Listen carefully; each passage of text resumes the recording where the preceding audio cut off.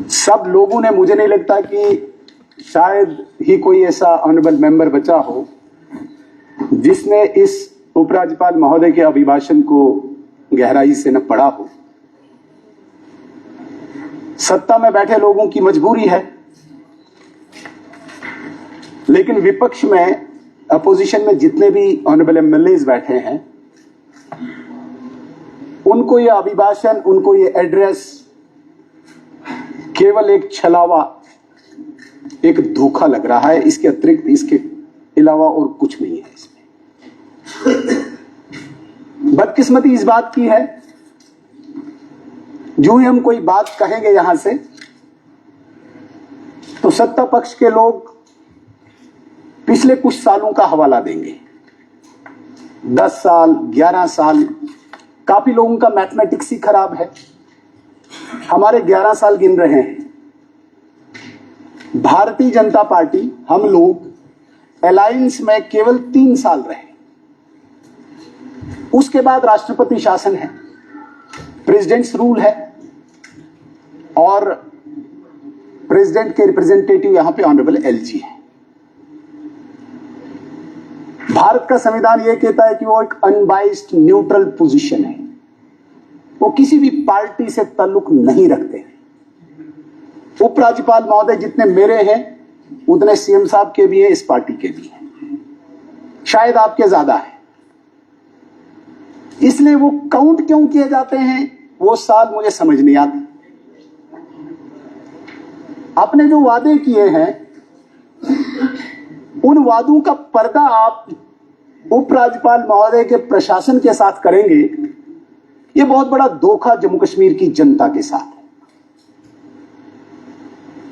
जो ही अभी मैं कुछ बात कहूंगा, जरूर उस पर भी रिएक्ट करेंगे। नहीं, आप बताइए, सेंटर में ये है, ये सेंटर का पार्लियामेंट है क्या? स्टेट की असेंबली है। लखनपुर हमारी हद है, हम देश की सरकार को यहां से चुनौती देते हैं। बड़ी अजीब विडंबना है, मुझे समझ ही नहीं आता है।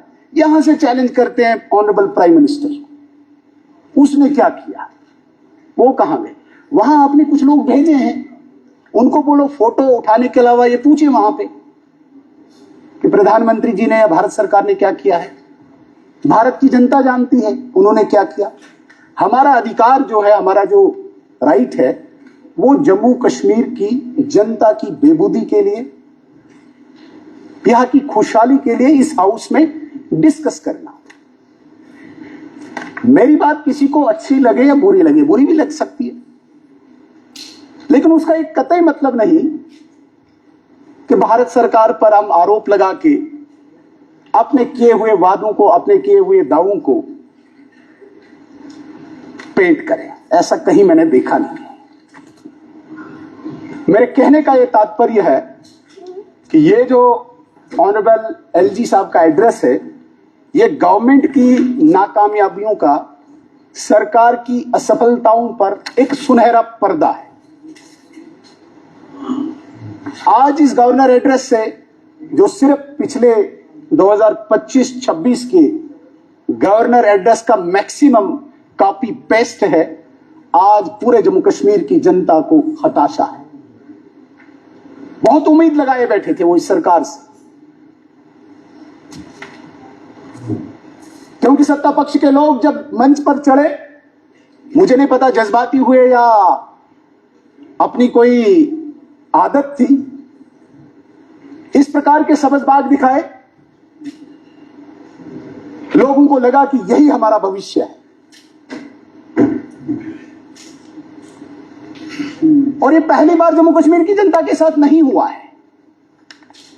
अगर जम्मू कश्मीर की हम हिस्ट्री देखें,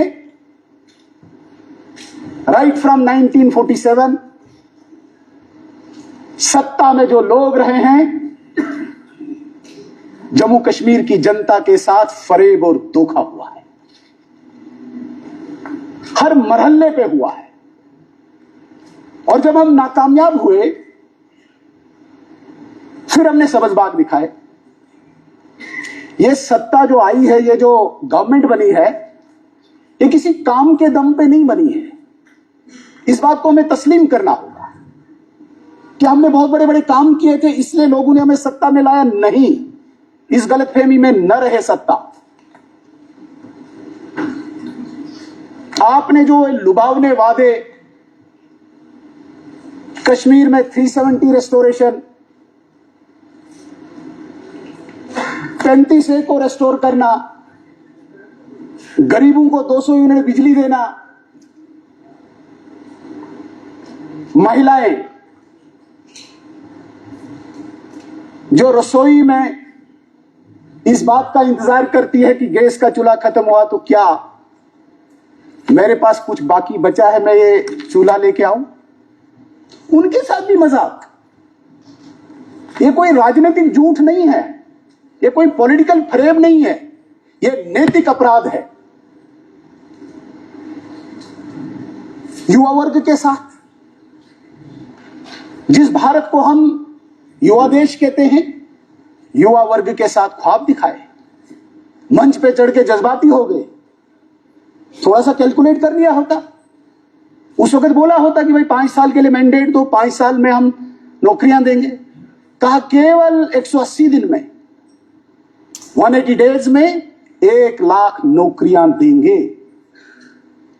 और आज अगर हम गूगल से छान मारें, डिपार्टमेंट से पूछें, रिक्रूटमेंट बोर्ड से पूछें, 1 लाख तो दूर की बात है, 1000 भी कहीं दिख नहीं रहे। मैं इस बात की पुष्टि नहीं करता हूं, मुझे इस बात की पूरी जानकारी नहीं है, लेकिन जितनी मुझे इंफॉर्मेशन है उसके आधार पर मैं इस हाउस में कहता हूं, पिछले 1-1.5 साल से 24,000 नौकरियों को आउटसोर्स किया है सरकार ने। ये उन नौजवानों के सपनों पे पानी फेर दिया जो इंतजार में थे। मैं मेरिटोरियस हूं, मैं इंटेलिजेंट हूं, मैं कोचिंग करके एग्जाम पास करूंगा। हमें पता ही नहीं 24,000 कहां से लगे। कोई एजेंसी है, उसे जो मर्जी आए, जो पसंद आए, वो रिक्रूट कर सकते हैं। क्या ये जम्मू कश्मीर के युवाओं के साथ धोखा नहीं है, फरेब नहीं है?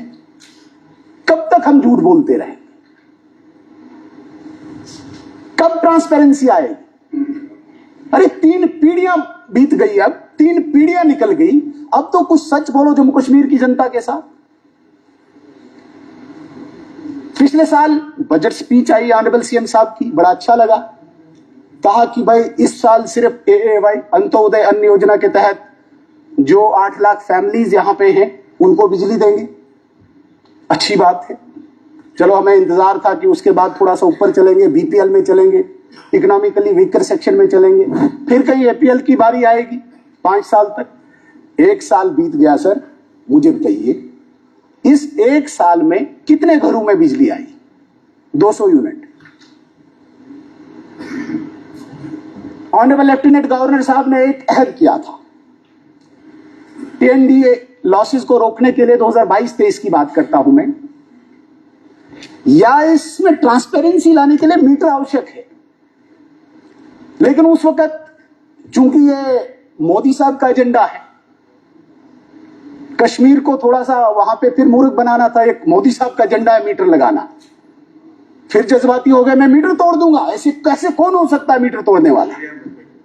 ये बताया, अच्छी बात है, चलो मीटर तोड़ेंगे। अब आप आए तो आप नहीं लगने देंगे।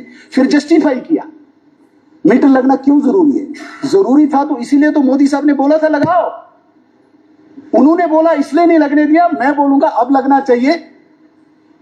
यह दोहरी मानसिकता जो है, यह भी एक धोखे से कम नहीं है, झूठ से और फरेब से कम नहीं।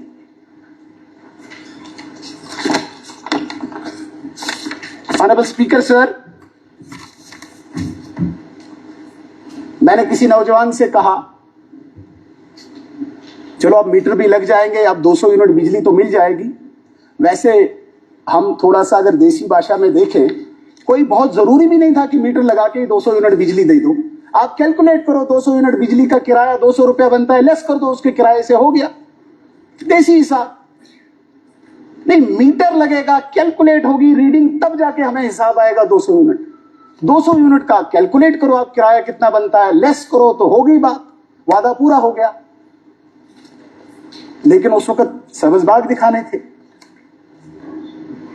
3018 करोड़, मुझे एग्जैक्ट मैं इसकी पुष्टि नहीं करूंगा क्योंकि गुरेजी साहब एकदम मिसलीड करते हैं ऐसे बोलने अभी उठेंगे, या कल्लू साहब, चलो आज शायद सीएम साहब की डायरेक्शन है कि थोड़ा शांत बैठो, एग्जैक्ट नंबर नहीं है लेकिन 3018 करोड़ रुपया आपको पर एनम देना पड़ेगा फ्री बिजली 200 यूनिट देने के लिए।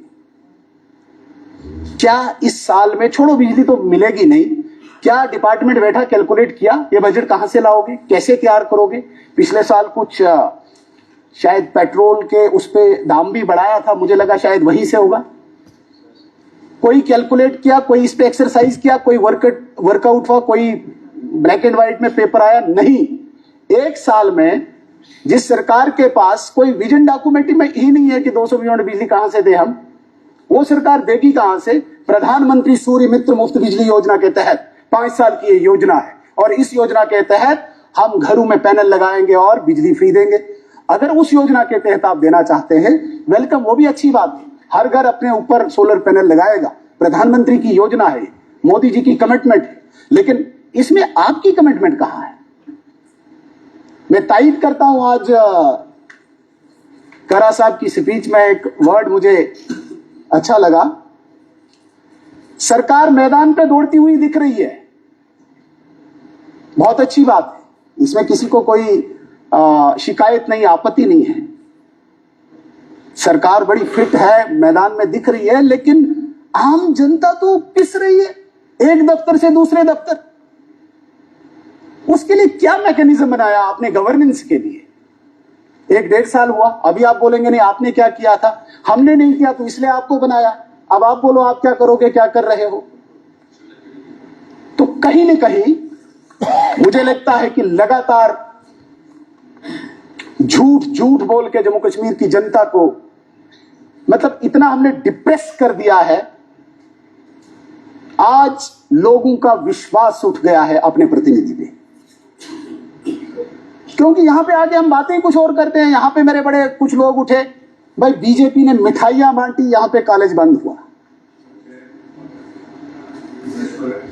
मैं बात को स्पष्ट करना चाहता हूं, भारतीय जनता पार्टी का कोई व्यक्ति मिठाई नहीं बांट रहा था, लेकिन मैं इस बात को स्पष्ट करना चाहूंगा, 30 साल ऐसी पार्टियां यहां जम्मू कश्मीर में थी जिन्होंने 30 कॉलेज चलने पे मिठाइयां बांटी और खुशियां मनाई, जिन्होंने 30 साल बच्चे स्कूल न जाने पे खुशियां मनाई और मिठाइयां बांटी, जिन्होंने 30 साल कश्मीर में व्यापारिक संस्थान बंद होने पे खुशियां मनाई और मिठाइयां बांटी। कभी इंट्रोस्पेक्ट करो अंदर, मैंने आप पे नहीं बोला, आपको क्यों मेहनत लग रही है? बैठ नहीं पा रहे हो, शांति रखो, शांति रखो, जनता स्पष्ट करेगी किन लोगों ने बांटी है। इसलिए ये पाठ हमें न पढ़ाए आप, हमने मिठाई बांटी, हमने बात आस्था की कही थी, वो हम यहां पे भी कहते हैं, आस्था का विषय है, जो लोग चढ़ावा देते हैं उनकी आस्था किसी चीज से जुड़ी है, उस आस्था का कोई क्लेश न हो, वो हम आज भी कहते हैं। लेकिन पार्टियां यहां पे भी मौजूद हैं जिन्होंने कश्मीर के स्कूल गोइंग बच्चों पर गोलियां बरसा के उनको अपने मां बाप से जुदा करके खुशियां मनाई है। मेरे बड़े ही प्रिय मित्र अपने तनवीर सादिक साहब 13 जुलाई की बात कर रहे थे, बहुत अच्छी बात है, 13 जुलाई की बात कर रहे थे। मुझे बताइए, वो तो महाराजा के टाइम उस वक्त राजद्रोह में शिकार हुए थे। क्या आप दिल पे हाथ रख के अपनी कॉन्शियस से पूछ सकते हो, आतंकवादियों के अलावा कश्मीर में कितने लोग मरे? वो कौन सा राजद्रोह था और आपने क्या जस्टिफाई किया उस किलिंग को? आतंकवादी है, उसे मारा, सैल्यूट फौज को, लेकिन वामिक जैसा स्कूल गोइंग स्टूडेंट जब उसकी छाती पे गोली लगती है तो क्या जस्टिफिकेशन सरकार देती है? आपने नहीं कहा कि यह राजद्रोह है इसलिए गोली चली। तुफैल मत्तू की छाती पे जब गोली लगती है आपने नहीं कहा कि यह राजद्रोह है। जब टीनेजर्स पे गोली चल के आप राजद्रोह को जस्टिफाई करते हो, तो आज महाराजा के उस राजद्रोह पे ये गड़ियाली आंसू बहा के क्या बताना चाहते हो आप? किसको मूर्ख बनाना चाहते हो? मैंने सिर्फ 2 मिसालें दी, मैं अनेकों मिसाल दे सकता हूं, उदाहरण दे सकता हूं। यहां पे आपके कॉल और फेल में क्या फर्क है? 1947 से लेके आज तक किस प्रकार से कश्मीर की जनता को मूर्ख बनाया गया, हमें नहीं बताएं। 1986 में जब आपने कार्ड किया भारत के साथ, राजीव गांधी जी के साथ, आपने कहा कि इसको मैं जस्टिफाई करता हूं, मैं 10,000 करोड़ रुपया सेंट्रल असिस्टेंस फंड लाऊंगा। कश्मीरी खुश, चांद तारे दिखा दिए। वो 10,000 करोड़ रुपया अभी तक नहीं दिखा। 96 में आपने जब कार्ड किया, 96 में जब आपने सरकार बनाई, तब आपने ये कहा कि 53 की पोजीशन को बहाल करूंगा, ऑटोनॉमी लाऊंगा। कहां गई वो ऑटोनॉमी? सो कॉल्ड रेजोल्यूशन यहां से जाता है, भाजपा की सरकार उसे रिजेक्ट करती है, और भाजपा के मंत्री, आदरणीय मुख्यमंत्री अभी यहां पे बैठे हैं, उसको रिजेक्ट करने में वहां पे बैठे हैं, रिजेक्ट कर दिया इसी ऐवान के उस रेजोल्यूशन को। और हमारे मुख्यमंत्री साहब उस वक्त भाजपा के मंत्री थे, और वही भाजपा के मंत्री एलिगेशन लगाते हैं आज कई लोगों पे, भाई बीजेपी बहुत बड़ी दुश्मन है।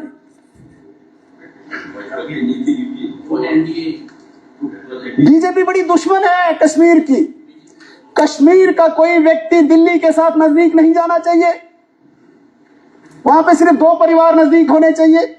होइए आप, हमें परेशानी नहीं है, लेकिन आप तो हमें दुश्मन बना रहे हो कश्मीर की जनता के साथ। मैं यहां से कहना चाहूंगा, ठीक है हमें वोट नहीं दीजिए कश्मीर की जनता, लेकिन आपको थोड़ा सा इंट्रोस्पेक्ट करना होगा, इतिहास में जाना होगा, गहराई से जाना होगा आपको।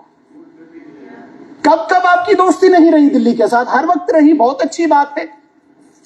नेशनलिज्म के इश्यू पे जब आपको कोई करना हो बात, तो आप करते भी हैं, किया भी, सैल्यूट आपको। और कौन सी ऐसी पार्टी है जम्मू कश्मीर में जो बीजेपी के साथ नहीं रही? बताइए मुझे, इतिहास देखिए। नेशनल कॉन्फ्रेंस रही,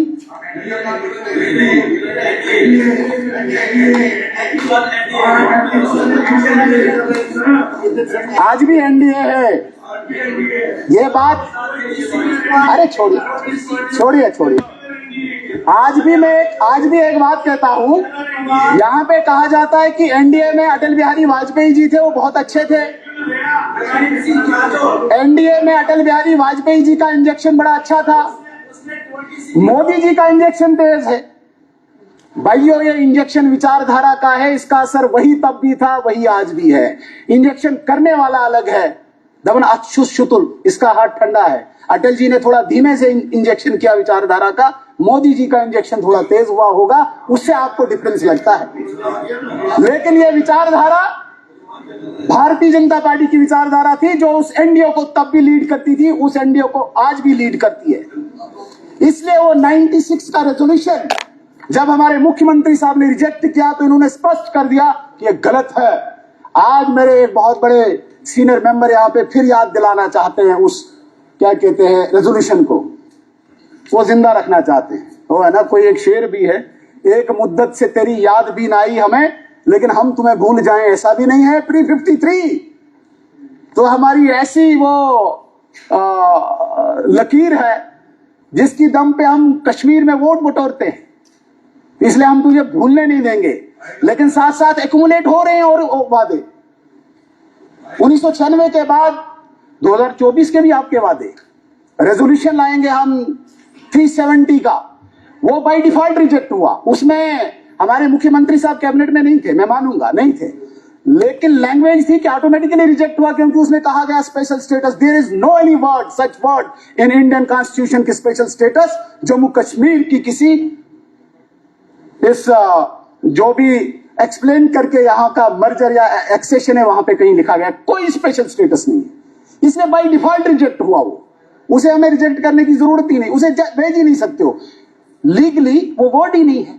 मैं दावे के साथ कहता हूं, असेंबली में कहता हूं, बड़ी जिम्मेदारी के साथ कहता हूं, कहीं पे भी इस स्पेशल स्टेटस का शब्द आप जम्मू कश्मीर के हवाले से लाओगे, मैं सजा भुगतने को तैयार हूं।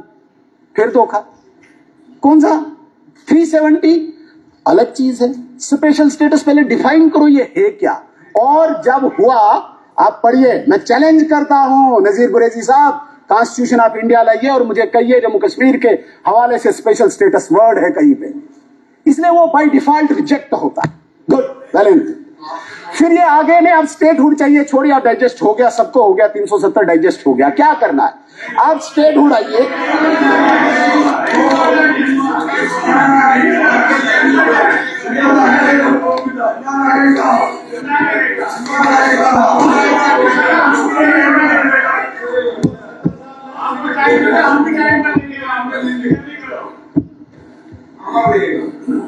और उसी 96 की हुकूमत में, 96 यहां की हुकूमत थी, 99 वहां की हुकूमत थी।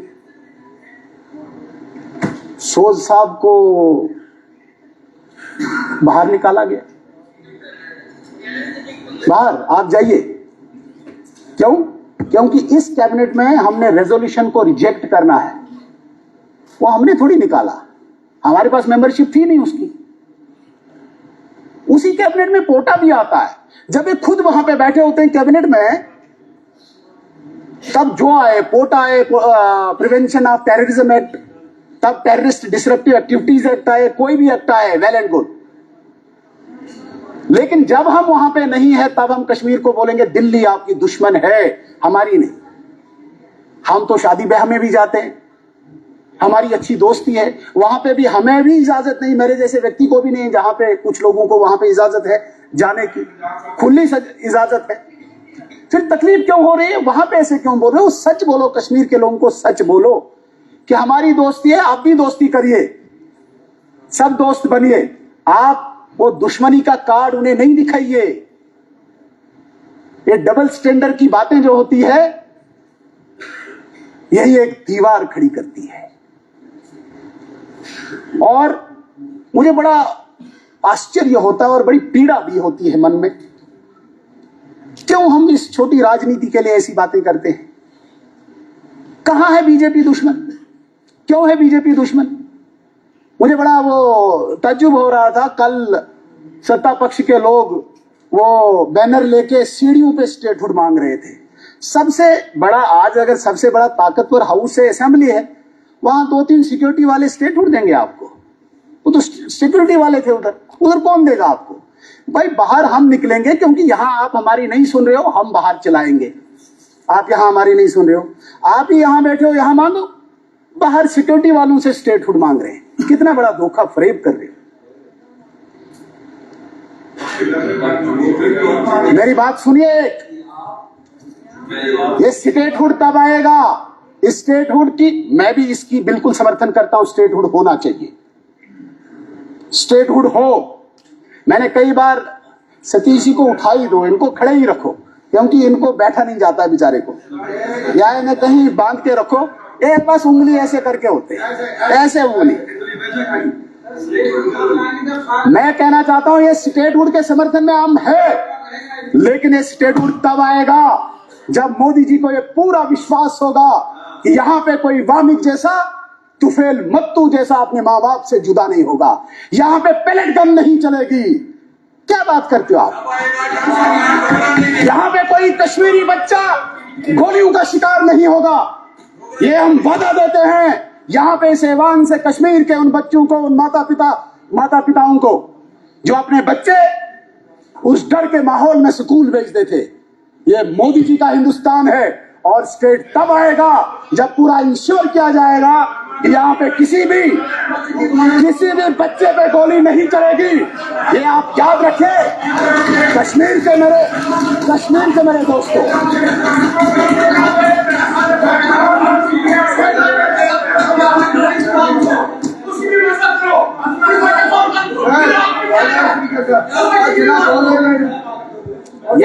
ये उन सो कॉल्ड पॉलिटिकल प्रिजनर्स की बात कर रहे हैं। मेरी बात बड़ी गौर से सुनना, थोड़ी सी तीखी है बातें, लेकिन सच्चाई है।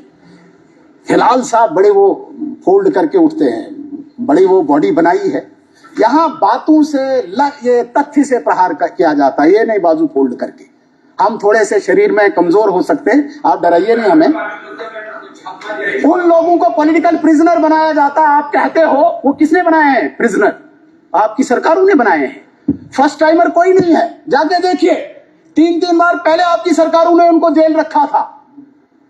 आपके टाइम जब स्टेट थी, जब यूनिफाइड कमांड के हेड यहां पे चीफ मिनिस्टर हुआ करते थे, तब उस वक्त उनको नाम दर्ज किया गया, ओवरग्राउंड वर्कर नाम दिया। मोदी जी ने नहीं दिया, अमित शाह जी ने नहीं दिया, आप लोगों ने दिया। रजिस्टर आपने तैयार किए थे, नहीं तो मोदी जी को कौन सा पता है शोपियां या पुलवामा के किसी गांव में जावेद बेग साहब का नाम ये है और इसका ये कसूर है।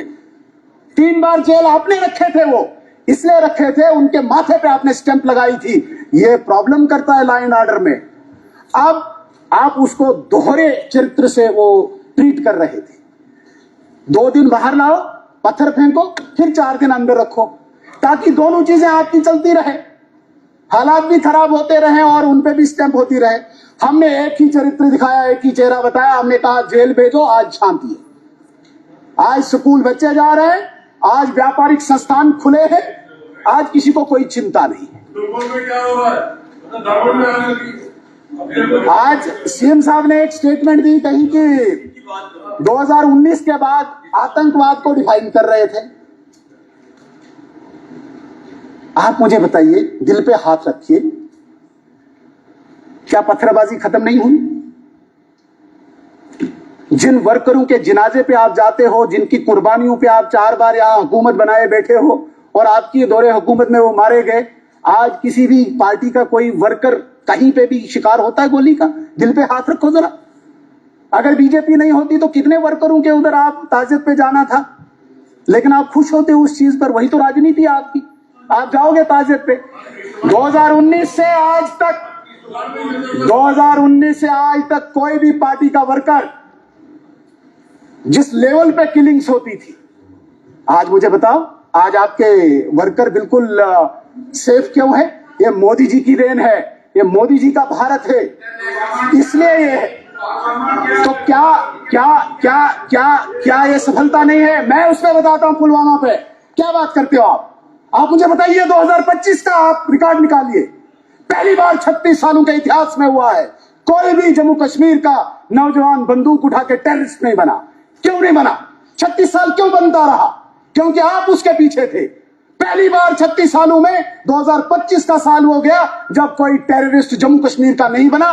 भारत सरकार के सामने सबसे बड़ी चुनौती होती थी, भारत सरकार के सामने सबसे बड़ी चुनौती स्पीकर साहब क्या होती थी? जब अपनी टेरिटरी का बच्चा बंदूक उठाए और फोर्सेस के सामने खड़ा हो जाए और फोर्सेस को मजबूरन गोली चलानी पड़ती थी। आज पहली बार आपने कोई गोली नहीं खाई, बैठो चुप। गोली मैंने खाई है, आपने कोई गोली, आपने ऐश किए, आपने ऐश किए, आपने ऐश किए 5 स्टार्स में जाके, आपने कोई गोली नहीं खाई, बैठे। 36 सालों के इतिहास में 2025 वायदे के ऐसा साल है जिस साल में यहाँ का कोई माँ बाप आज परेशान नहीं है, जिस 2025 में कोई भी टेररिस्ट नहीं बना, कोई भी टेररिस्ट रिक्रूट नहीं हुआ। ये सफलता नहीं है? आप कहते हो ऐसे ही हुआ, ओवरनाइट हुआ, बस आप यहाँ पे बैठे तब नहीं बने। आप जब यहाँ पे बैठते थे तब 300, 400 नौजवान बंदूक उठाते थे। पहली बार मोदी गवर्नमेंट को सपोर्ट की, भारत की रक्षा नीति को, भारत की सुरक्षा नीति को आज कश्मीर के लोगों ने एक्सेप्ट किया, नौजवानों ने एक्सेप्ट किया। यही हम चाहते थे। आप सिर्फ अपने लिए दोस्ती रखते थे। आज कश्मीर का हर युवा भारत का दोस्त बना, इसलिए बंदूक को उसे लात मारी है। और जो पाकिस्तानी आएगा वो तो पड़ोसी दुश्मन, वो मारा जाएगा। वो पहलगाम करेगा, मारा जाएगा। वो उड़ी करेगा, मारा जाएगा। अंदर घुस के मारेंगे। वो हमने सबूत भी दिया एयर स्ट्राइक करके, वो हमने सबूत भी दिया ऑपरेशन सिंदूर करके, वो हमने सबूत भी दिया सर्जिकल। ये देखिए, इनको तर्जुमानी उधर की करनी है, उनकी तर्जुमानी करनी। सवाल ये पैदा होता है सवा नहीं, आप क्या बोलना चाहते हो? जो हमारे बीएसएफ वहां खड़ी है वो क्या वैसे ही है? नहीं, मतलब वो बीएसएफ की कोई कमजोरी है? कमजोरी ये नहीं है, ये जो टेक्निकल चीजें हैं, मेरी बात सुनिए। आपको पता ही नहीं, सीमाओं पे आप बात नहीं करें, आपको पता ही नहीं है देश की रक्षा क्या करते हो। घर बैठे हो, जम्मू और श्रीनगर में बैठे हो, बड़े बड़े 3 मंजिला मकान बना के, आप कब सीमा पे गए?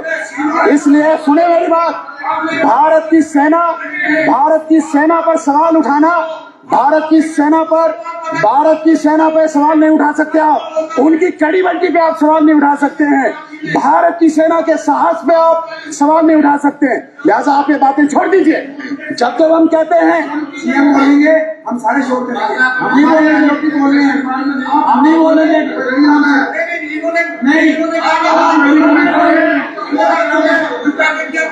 ये कहा जाते हैं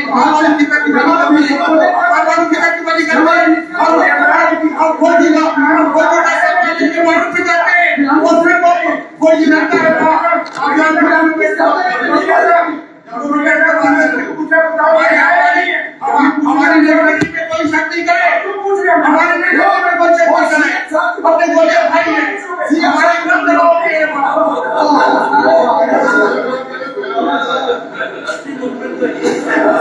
स्पीकर साहब हमेशा बिहेव करते हैं एमएलए जैसे, तो एक बार एमएलए बना रहे हैं जल्दी इनको एमएलए।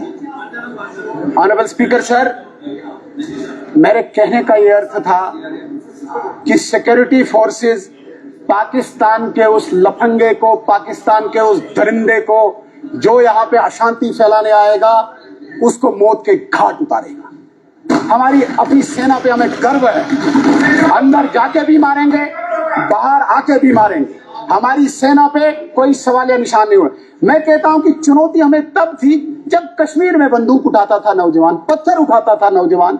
तो मोदी ने क्या गलत किया? आज पत्थर कोई नहीं उठा रहा है, बंदूक कोई नहीं उठा। आपको क्यों पीड़ा हो रही कि जल्दी पत्थर उठाए, जल्दी बंदूक उठाए वहां का नौजवान? नहीं उठाने देंगे। और तब तक ये स्टेट नहीं आएगी जब तक ये एश्योर नहीं किया जाएगा कि यहाँ पे कोई बच्चा, कोई नौजवान गोली का शिकार नहीं होगा। आपने जो वादे किए थे वो करिए। आपने जो बातें की थी वो करिए। मैदानों में दौड़ने से ही सरकार नहीं चलेगी, फाइलों में फैसले लेने से सरकार चलेगी।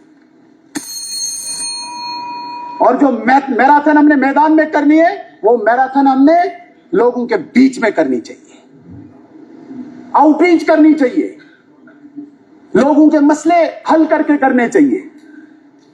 मैं निवेदन करना चाहूंगा, सरकार बहुत उम्मीदों से बनी है इस बार। बीच में एक गैप था, राष्ट्रपति शासन था, उस पर मैं नहीं जाऊंगा।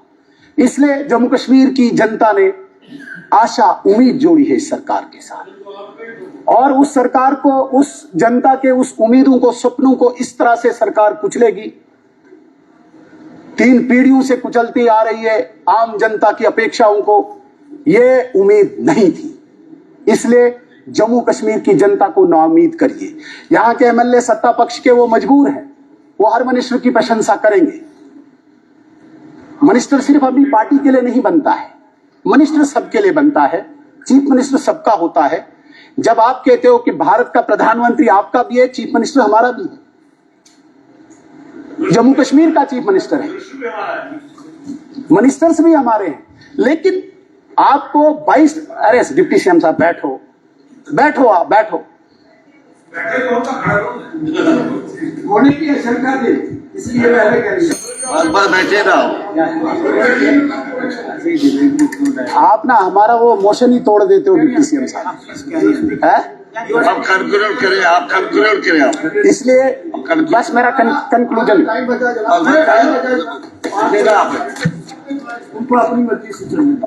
कंक्लूजन ही है। मैं अंत में दोबारा से निवेदन करना चाहूंगा, मिनिस्टर सबके हैं। अगर यहाँ पे ये गिन रहे हैं कि 200-200 करोड़, 300-300 करोड़ आपके एमएलए हमारे, तो मुंह खोल के बैठे। दिक्कत यहाँ पे एक और है, हम 29 हैं, हम अकेले रह जाते हैं। इन कुछ लोगों की मजबूरी हो जाती है आपके साथ रहने की, पीडीपी की भी, सजाद साहब की भी। ये हमारे साथ नहीं है। और जिस प्रकार के बीज ये लोग बो रहे हैं, चाहे सजाद साहब है, चाहे पीडीपी है, ये आपसे खतरनाक लोग हैं। ये आपसे खतरनाक लोग रहे। आज मुझे बताइए, जिस यासीन मलिक को जो ट्रायल चल रहा है, सजाद साहब हम बड़ी रिस्पेक्ट करते हैं आपको, उसका उल्लेख करना इस हाउस में ये क्या जस्टिफाई करता है? आपकी दोस्ती सजाद उसके साथ, यासीन मलिक के साथ हो सकती है, आप जाइए केस लड़िए उसका। ये ऐवान इसलिए नहीं बनी है कि आप जस्टिफिकेशन देने के लिए वहां आए, इसलिए आपकी आपकी आपकी अगर दोस्ती है आप जाके वहां जाइए। आप चाहे पीडीपी हो, चाहे सजाद लोन साहब हैं, अपने इंजीनियर रशीद साहब के भाई हैं खुर्शीद साहब, इसकी भी मजबूरी उधरी के लिए जाती है।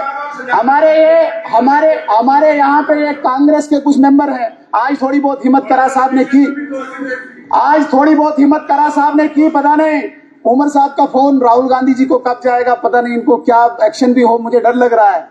हमारे बड़े मोजिज आदमी हैं, आज थोड़ी बहुत फायरिंग की, इन्होंने प्रयास किया है, कोशिश की है, अदरवाइज तो यहाँ सब एक तरफा लग रहा है। ऐसे क्या होता था, जो अपोजिट है वो इकट्ठे होते थे, यहां तो सत्ता के साथ ही मिले, कहीं को मजबूरी है। ये तो हम कहेंगे त्रेता युग से होता चला आ रहा है, ब्रिटिशर्स के टाइम पे भी हुआ, मुगलों के टाइम भी हुआ, कुछ लोग चले जाते हैं, इस बार भी कुछ लोग दिए हैं आपको, लेकिन कुछ जिनको तो वो मजबूरी नहीं है वो तो रहो, वो तो थोड़ी बात कहो जम्मू कश्मीर की जनता की, वो तो जम्मू कश्मीर की जनता की बात करो। इसलिए जम्मू कश्मीर की जनता को नाउम्मीद न करिए। मैं अंत में, कल मेरे किसी टिप्पणी पर यहां पे सवाल उठाया गया, मैं स्पष्ट करना चाहता हूं, आई रिस्पेक्ट पंचाल देव पर्वत श्रृंखला जो है, मैं उनकी रिस्पेक्ट करता हूं,